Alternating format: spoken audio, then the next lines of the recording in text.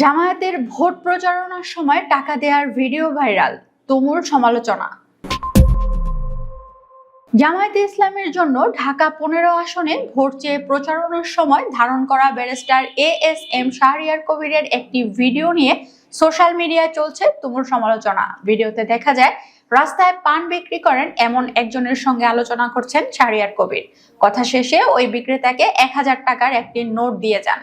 অনেকেই বলছেন ২০০৮ সালের নির্বাচনী আচরণবিধি অনুসারে নির্বাচন পূর্ব সময়ে উক্ত প্রার্থীর নির্বাচনী এলাকায় বসবাসকারী কোনো ব্যক্তি, গোষ্ঠী কিংবা উক্ত এলাকা বা অন্যত্রে অবস্থিত কোনো প্রতিষ্ঠানে প্রকাশ্যে বা গোপনে কোনো প্রকার চাঁদা বা অনুদান প্রদান করতে বা প্রদানের অঙ্গীকার করতে পারবে না।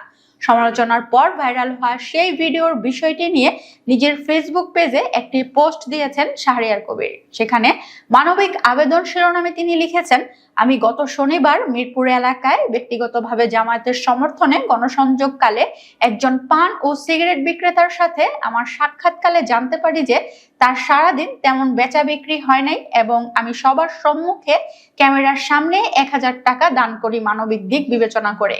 ওই একই স্থানে আমি বাচ্চাদের র্যাকেট কেনার কিছু টাকা গিফট করি এবং মিডিয়াকে আমি স্পষ্টভাবে বলি এই মানবিক সাহায্যকে আপনারা অন্যভাবে দেখবেন না বা দেখার সুযোগ নেই।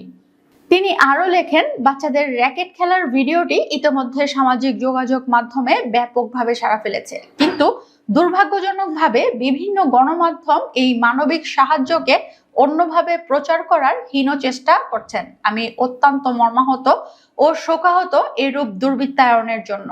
ইনশাল্লাহ আল্লাহ আমাকে ও সকলকে এমন দুর্বৃত্তায়নের হাত থেকে রক্ষা করুক। এরপর মানুষ হিসেবে কেউ কষ্ট পেয়ে থাকলে আমি ক্ষমা প্রার্থী।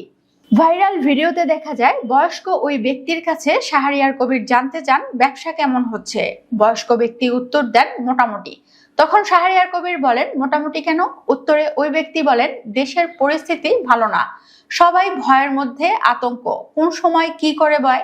এক পর্যায়ে শাহরিয়ার কবির বলেন, আমরা মুসলমান, একমাত্র আল্লাহ ছাড়া আর কার ক্ষমতা আছে ভালো করার? তিনি জিজ্ঞেস করেন রিজিকের মালিককে, আপনার সঙ্গে এই মুহূর্তে আমার দেখা হবে এর মালিককে? উত্তরে ওই ব্যক্তি বলেন আল্লাহ। তখন শাহরিয়ার কবির বলেন, তাহলে সে যেটা বলছে তার বাইরে গিয়ে দেশ চললে ভালো হবে। এরপর চলে যাওয়ার সময় তিনি ওই ব্যক্তির হাতে ১০০০ টাকার একটি নোট গুঁজে দেন।